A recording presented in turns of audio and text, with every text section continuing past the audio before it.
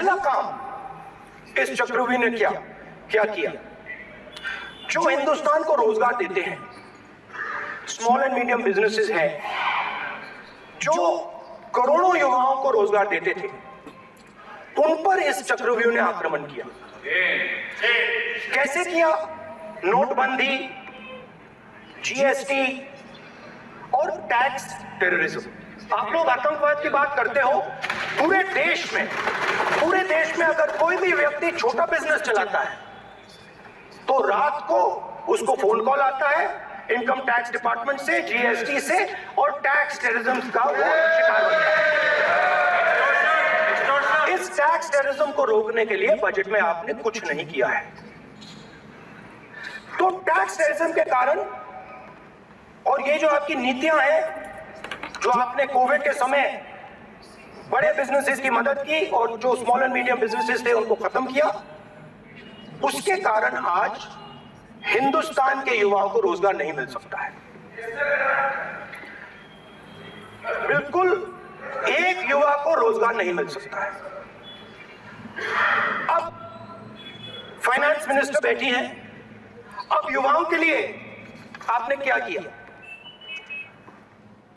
Budget में आपने internship programme की बात करी और ये शायद एक मजाक है, क्योंकि आपने कहा कि ये इंटर्नशिप प्रोग्राम सिर्फ हिंदुस्तान की 500 सबसे बड़ी कंपनियों में होगा और 99% जो हमारे युवा हैं उनको इस इंटर्नशिप प्रोग्राम से कुछ लेना देना नहीं, कोई फायदा नहीं होने वाला है।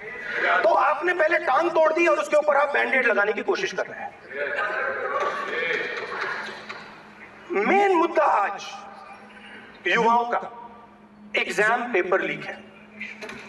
जहां भी हम जाते हैं, आपने बेरोजगारी का चक्रव्यूह बना दिया इनके लिए, और जहां भी हम जाते हैं वो कहते हैं देखिए बेरोजगारी है मगर पेपर लीक भी होता है। तो आपने एक साइड पेपर लीक चक्रव्यूह, दूसरी साइड बेरोजगारी चक्रव्यूह। पेपर लीक मैं आपको बताता हूं 10 साल में 70 बार हुआ है। अगर आप जानना चाहते हैं, 10 साल में 70 बार हुआ है। तो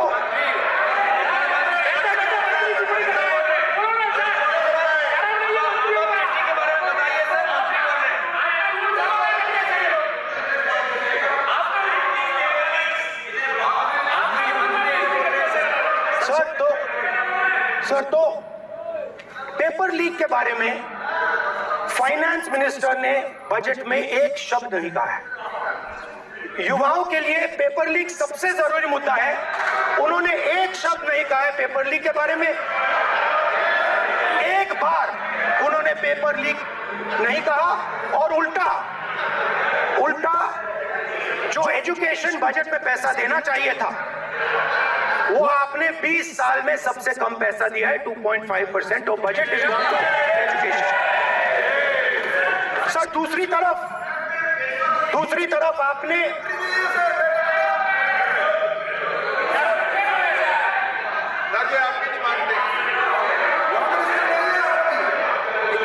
रनिंग कमेंट्री कर रहे हैं सर। दूसरी तरफ पहली बार सेना के जवानों को आपने अग्निवीर के चक्रव्यूह में फंसाया। सही बात। इस बजट में अग्निवीरों के पेंशन के लिए 1 रुपया नहीं है। आप अपने आप को देशभक्त कहते हो, मगर जब अग्निवीरों की मदद करने की बात आती है, जवानों को पैसा देने की बात आती है, तो बजट में आपको 1 रुपया नहीं दिखाई देता। उनकी पेंशन के लिए 1 रुपया आपने नहीं दिया। तो उनको आपने अग्निवीर के चक्रव्यूह में फंसाया।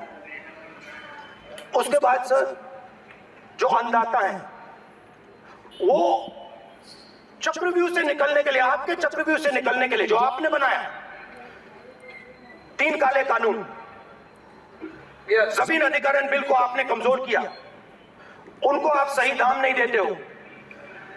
इस चक्रव्यूह से निकलने के लिए उन्होंने आपसे सिर्फ एक चीज मांगी है, 2 चीजें नहीं मांगी है, सिर्फ एक चीज मांगी है। उन्होंने कहा है कि हमें लीगल गारंटीड इम्यूनिटी। आपने उनको